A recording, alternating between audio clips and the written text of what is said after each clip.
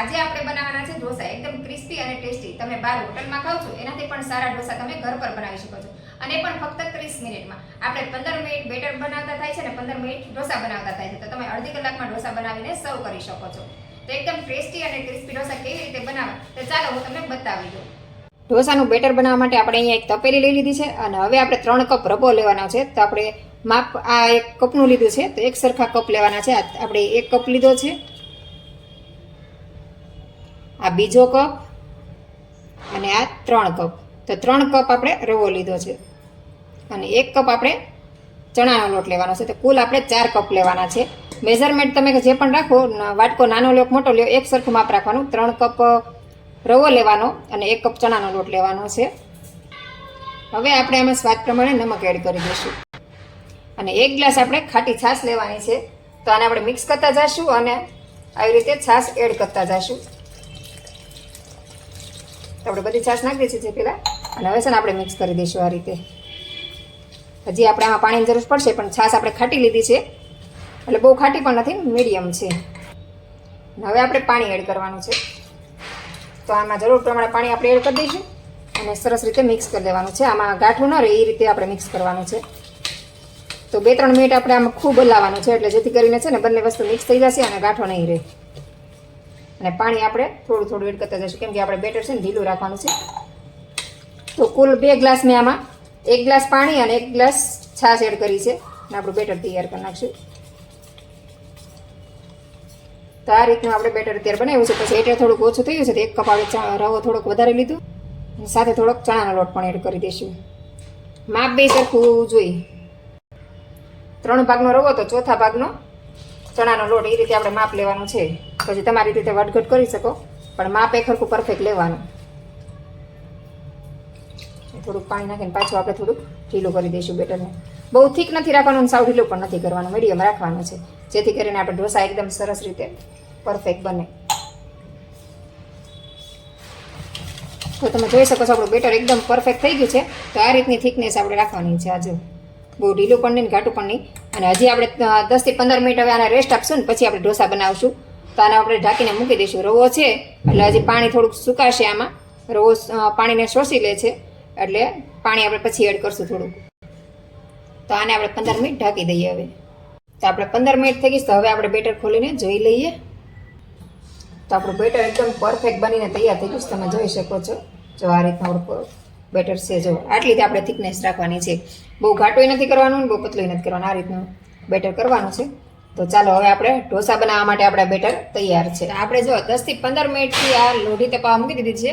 તો લોઢી આપણી સરસ રીતે ગરમ થઈ ગઈ છે, અને આપણે મીડિયમ ફ્લેમ પર આપણે રાખવાની છે. હવે સૌથી પહેલાં આપણે એના ઉપર બટર લગાવી દેવાનું છે. જેવું તેવું, બહુ નથી લગાવવાનું, જેવું તેવું લગાડવાનું છે. અને હવે એની ઉપર આપણે થોડુંક પાણી નાખીને ઠંડુ પાડવાનું છે. હવે સાફ કરી લેવાનું છે. તો સૌથી પહેલાં આપણે થોડુંક તેલ લગાડવાનું છે, જેવું તેવું, નથી લગાડવાનું. આવી રીતે બ્રશની મદદથી આવી રીતે ફેલાઈ દેવાનું છે આખી પેન પર. અને હવે આપણે જે બેટર બનાવ્યું એ ચમચાની મદદથી આમાં એડ કરવાનું છે, અને ધીમે ધીમે આપણે આવી રીતે ચમચાની મદદથી એને ગોળ ગોળ કરવાનું છે. તમે જોઈ શકો છો આપણે આ રીતે ફેલાઈ દેવાનું છે, અને ગોળ ગોળ ઢોસો બનાવતો જવાનો છે. નાના મોટા ઢોસા તમે તમારી રીતે બનાવી શકો છો. આપણે નાનો ઢોસો બનાવ્યો છે. હવે આપણે પેપર ઉપર આ બટર લગાવી દેવાનું છે. આ રીતે તમે પેપરની સાઇઝ નાની રાખી છે, આપણે બાળકો માટે બનાવી છે, એટલે તમે મોટા પેપર પણ બનાવી શકો છો. આપણે આ રીતે બટર લગાવી દેવાનું છે, અને હવે એને આપણે થોડી વાર ચડવા દઈશું. તો આપણું પેપર બની ગયું છે. હવે આપણે એની ઉપર થોડોક મસાલો એડ કરી દઈશું. આ મસાલો જાતે જ બનાવ્યો છે. તમારે પણ આ મસાલાની રેસીપી જોતી હોય તો મને કોમેન્ટ કરીને જણાવજો, તો આના રેસીપી હું તમને આપી દઈશ. તો આપણું પેપર એકદમ સરસ રીતે ચડી ગયું છે. તો હવે આપણે આને તાવીથાની મદદથી આ રીતે કાઢી લેવાનું છે. ચારે કોરથી આ રીતે તાવીથું ફેરવીને કાઢી લેવાનું છે. સરસ પેપર તૈયાર થઈ ગયું છે. તો તમે જોઈ શકો છો આપણું પેપર એકદમ પરફેક્ટ બન્યું છે. હવે આપણે આને વાળી લઈશું આ રીતે. તમે જોઈ શકો છો આપણું પેપર એકદમ પરફેક્ટ બનીને તૈયાર થઈ ગયું છે. બંને સાઈડ તમને બતાવી દઉં, એકદમ ક્રિસ્પી પેપર બન્યું. જુઓ. તો આ જ રીતે આપણે બીજા પેપર બનાવી લઈએ. હવે ફરીથી આપણે થોડુંક પાણી એડ કરવાનું છે. ફરીથી એને લૂછી લેવાનું છે. ફરીથી આપણે થોડુંક અમથું જેવું તેવું તેલ લગાડવાનું છે, બહુ ઝાઝું નહીં, બસ ખાલી આપણે જરાક અમથું જેવું તેવું ગ્રીસ કરવાનું છે.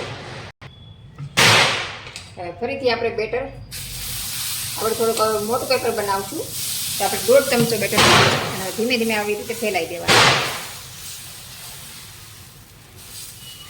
અને જેટલું બને એટલું પતલું પેપર બનાવવાની કોશિશ કરવાની છે. હવે ફરીથી આપણે એની ઉપર બટર લગાવી દેવાનું છે. આપણે બટર અમૂલનું જ લીધું છે, તમારી પાસે ઘરનું બટર હોય તો તમે ઘરનું બટર પણ લઈ શકો છો. હવે આપણે બનાવશું પાલક પનીર. તો એના માટે આપણે પાલકને ઝીણી ઝીણી સુધારી લીધી છે, ધોઈને સાફ કરીને. તો આપણે ઝીણી સુધારેલી પાલક લઈ લઈશું. હવે આપણે પનીર એડ કરી દઈશું. આપણે પાલક પનીર બનાવે છે એટલે પાલક અને પનીર બે સાથે એડ કરી દેવાનું છે, અને ચીઝ આપણે ઉપરથી પછી એડ કરશું. તો આ રીતે તમને જેટલું પાલક પનીર પસંદ હોય એ પ્રમાણે તમારે આમાં એડ કરવાનું છે. તો આટલું પનીર આપણે એડ કરી દીધું છે. હવે એના ઉપર આપણે થોડોક ઢોસાનો મસાલો એડ કરી દઈશું. આ મસાલો આપણે બધા હાથે જ બનાવેલા છે. થોડુંક બટર એડ કરી દઈશું, અને હવે આપણે આને સરસ રીતે મિક્સ કરી લેવાનું છે. આ રીતે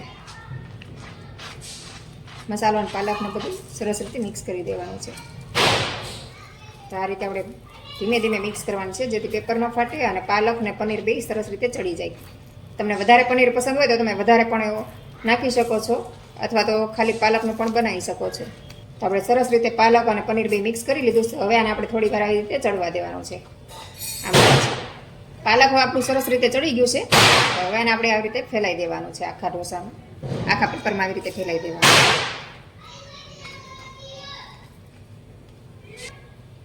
હવે આની ઉપર આપણે ચીઝ એડ કરી દેવાનું છે. ચીઝ તમને પસંદ ન હોય તો તમે એને સ્કીપ પણ કરી શકો છો. આ રીતે આપણે ચીઝ નાખી દેવાનું છે. તો આપણે 1 ક્યુબ ચીઝ આમાં એડ કર્યું છે. હવે આને આપણે તાવીથાની મદદથી આવી રીતે ચારે કોરથી ઉખાડી દેવાનું છે.